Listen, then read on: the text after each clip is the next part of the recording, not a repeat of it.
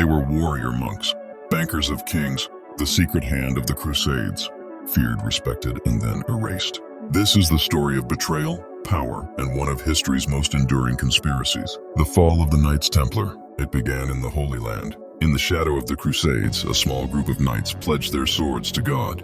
Their mission? Protect Christian pilgrims journeying to Jerusalem. They called themselves the Poor Fellow Soldiers of Christ and the Temple of Solomon, soon known as the Knights Templar.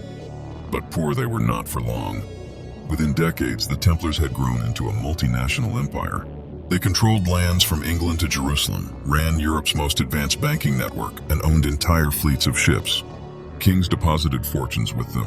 Popes granted them immunity. They became untouchable, until their wealth became a threat.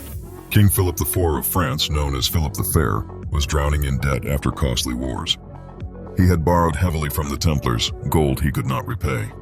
So he devised a plan: destroy the Templars and seize their wealth. At dawn on Friday the 13th, Philip launched a coordinated raid. Templar commanders, knights, even cooks. Hundreds were arrested overnight. The charges? Heresy, worship of a mysterious idol called Baphomet, spitting on the cross, black magic. Under torture, some confessed, others died in silence. But was it justice or political execution?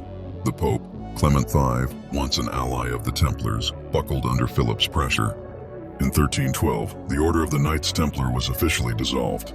Its lands and treasures were to be handed over to the rival Knights Hospitaller, but much of it mysteriously vanished. Grandmaster Jacques de Molay, after 7 years of torture, was sentenced to die.